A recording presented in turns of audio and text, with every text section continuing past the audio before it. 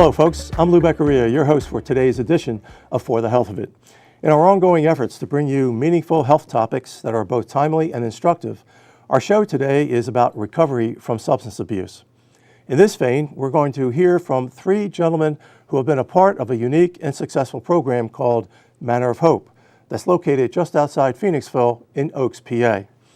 While we'll cover a description of the Manor of Hope program and why it's successful, we really want you to see and to hear about the personal struggles and challenges that a person goes through in their fight to cast off substance abuse and to regain their sobriety, self-respect, and productivity.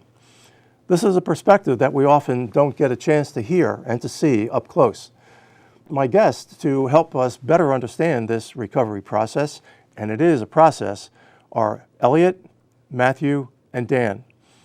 We'll meet each of them separately during the three different segments of our show so that we can hear their own unique perspective of their personal journey to recover their lives.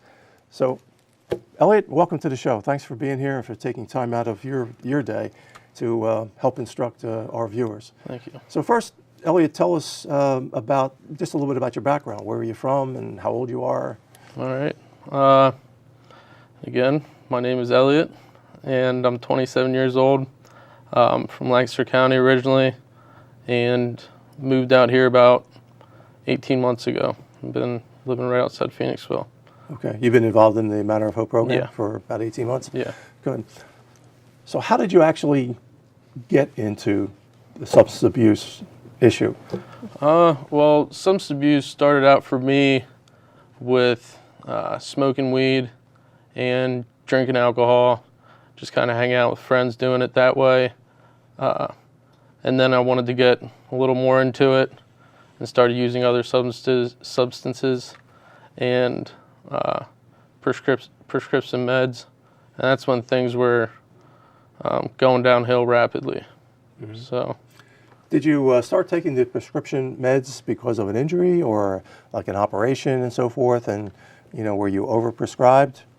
Well, I kind of went in and faked the incident, and I got prescribed, and then I started abusing them, and once that ran out, then I started finding them on the streets. Mm-hmm. When looking back, was there something missing in your life that you felt like you needed to take drugs, or were you mad at something, or what was the psychological path that led you to this? Honestly, I try to think back and think, where did this start? Where did things start going wrong? And I have a great family. I have an awesome upbringing. There's nothing there that would have made me think instantly that, I need to go mask something and start using. So I think back to it, and honestly, it was just a gradual decline where I started using, and then that led to another thing, and that led to another. And then once I was in that kind of downward spiral, things just started getting out of control. Yeah. And I look back and try to think, where did my mind take me that I wanted to do this?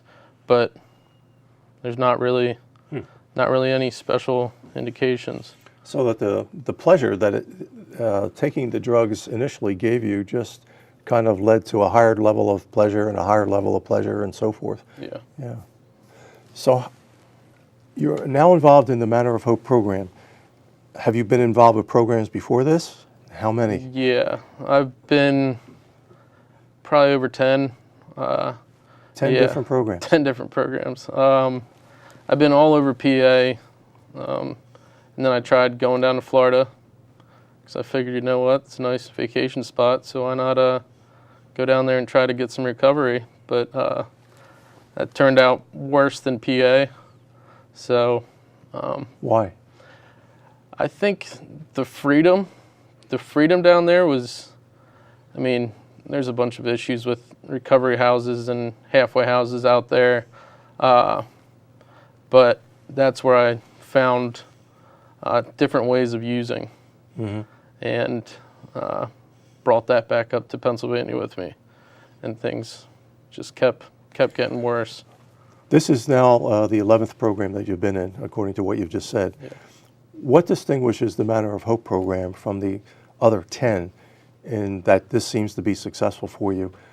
Can you pick out one or two things that were missing in the other programs? I think it's more like a family feel with all the guys in the house and the people that work there.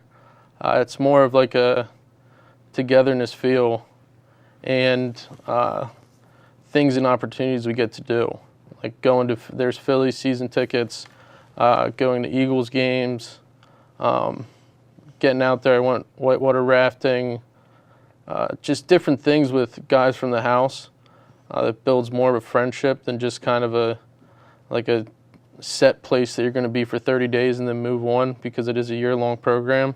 Mm-hmm. Does that make a difference, the fact that it's a lot longer? Yeah, because the willingness has to be there to, first off, get into a year-long program. Because I never would have, before this, the longest program I ever did was 3 months. Mm-hmm. And even then, they booted me in 2 months because I was being too much of an issue. Yeah. Because I didn't want to be there. Yeah. But the Manor of Hope kept me moving in that right direction. With the shorter programs, Elliott, and I guess you're an expert in this now, having gone through so many programs, is how long does it take for your mind to start changing so that you realize, I can't go on like this? I'm not sure exactly how long it was taking. I think for the mind to change, it was probably around 9 months that I was like, you know what, I've given way too much up to using drugs. And to see actually making friends and family coming back into my life, and actually being able to save up money, which never has happened before. No. Yeah. No. And that's two of the biggest things, is just family and actually feeling like I'm worth something. Yeah. So. Do you have a work skill? Before you actually took up drugs, or did you have a work skill? Are you developing a work skill? My best work skill was bussing tables. Mm-hmm. So that was a job that I had when I was 16. So if that tells you anything, before this, and now I do. I'm in market research. So wow, that's quite an advancement. Yeah, that's great. A little bit of a change. But yeah, again, the Manor helped me get that job and also keep that job, because I was driven to work and helped out because I don't have a license. So we have just about 1 more minute left before we go to commercial, Elliott, but I'd like to ask you this one final question. What's the most difficult part of the recovery process? I think the most difficult part is just letting go, just realizing that life's behind you, because you're going to have days where it's like, you know what, I want to throw this all away and I want to go use, but just knowing that there's more out there, that life can get so much better, and actually wanting to do that. But I think the biggest part is just knowing that that's never going to be something that you're going to do anymore. Yeah. Because it's become so much a part of your life. Yeah, that's got to be very freeing. So. Yeah. Yeah. Well, we're going to break for commercial. Elliott, thanks very much for being on the show. Thank you. We really appreciate you sharing your story. We have been hearing from Elliott about his journey in substance abuse and his recovery. We're going to hear more from 2 other guests when we come back. So stay with us. We're going to hear a word from our commercials.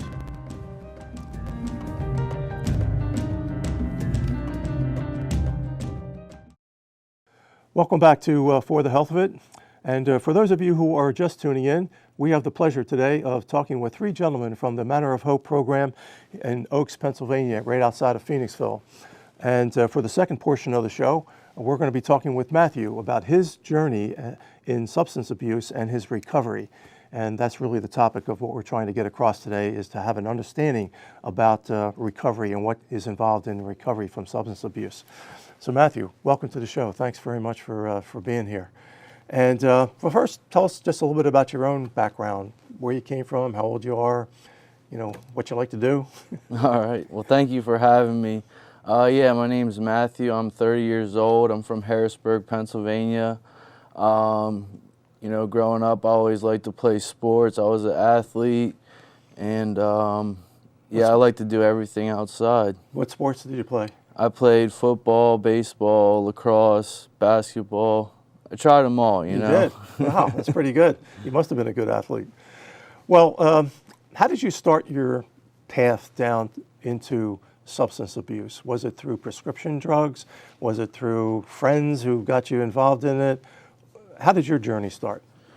Well, yeah, it's my belief and understanding that, I've been an addict my entire life. My use with substances began with marijuana and alcohol, but, I found that addiction is a disease, and before that, it was always like I just wanted more of everything, whether it would be food or, just anything you could want more of as a little kid, and, playing outside until I was getting in trouble and just all different types of stuff like that. So sounds like you were addicted to pleasure. Yeah, absolutely. Okay, anything that gave you pleasure, that's what you did excessively. Right. Okay. Yes. Okay. So, have you been involved in other programs before you became involved with the Manor of Hope program? The Manor of Hope is the first long-term treatment I've ever been involved in. I went to rehab, several other times, and I was able to sustain short periods of recovery, but never anything to the length I have now. Mm-hmm. So just like Elliott was saying in the first portion of the show, it seems like one of the aspects or indicators of success in these programs is the length. You need more time than, say, 30 days in order to do recovery. Is that pretty accurate? Yes, absolutely. Yeah. That is, my belief to the fullest extent. Every other attempt I had, I went to treatment, and then right after that, it was just, to IOP or PHP into a recovery house. And this program really gave me time to step back from life and, look at everything on a full perspective and build myself up from the bottom, physically, mentally, and spiritually every day. Mm-hmm. Wow. And so the fact that it's a longer program and not squeezed into like 30 days, which the insurance companies will pay for, gives you that time, that freedom to be able to think better. Yes, absolutely. How did you know, Matthew, that you actually hit bottom? Having been through this for many years, what was it that made you think about hitting bottom? Well, it's a great question, really, because I felt as though I hit the bottom several times. I've been, like I said, through treatment several times, and I went to jail a few times, and there's a lot of different consequences that I faced as a result of my drug addiction. But this time, I gave up, and I said, I'm willing to do whatever I have to do to change my life. I deserve a better life, not only for myself, but for the people who love me. And, people are tired of seeing me struggle, and I'm tired of struggling, so I decided to give it a shot. So the substance abuse process actually wore you out. Yeah, absolutely. Yeah. So what were the major supports that you feel that you've had in your journey for recovery, the supports around you that have given you hope in your recovery, Matthew? Well, my biggest support is my family. Without them, I surely wouldn't be here today. But I also belong to a 12-step fellowship, and I have a lot of support through that. There's people I work with and I talk to every day about, ongoing issues in my life, and, they help me work through things to the best of their ability. Mm-hmm. Matthew, now that you're on your road to recovery, and it is a process, as we mentioned in the introduction, do you have goals set for yourself as to what you would like to accomplish in the rest of your life? You mean, actuarially, you probably have another 50 or 55 years left in life. Well, so how would you like to use those years? Yeah, That's also a good question. You know, recently I just got back into school at Montgomery County Community College, and I'm taking some psychology classes. So, you know, my end goal is to be able to help people who have struggled like I have, and, you know, hopefully make their process a little bit easier than mine was, and, you know, to just not only help people with addiction disorders, but also mental health issues as well, because, you know, that's also a big problem in the world today, and I look to help them too. Yeah. Do you feel that in your own situation, now that you've gone through a lot of treatment, that you also had some mental health issues, or whether it was anxiety or depression, or that led to or were associated with your substance abuse? Yeah, absolutely. You know, I've struggled with certain mental health issues, you know, for my whole life, but I never really knew it until I started going to treatment for my substance abuse. And that's when I was finally diagnosed with a few different disorders, and, you know, since then I've been able to get that under control and, you know, work towards recovery in that as well. Right. Okay. Well, we're out of time for this segment, but Matthew, I want to thank you for coming on the show, for sharing your story, and I'm sure that our viewers are going to benefit from your experience. So thanks again. I really appreciate it. Thank you. Stay with us. We'll be right back.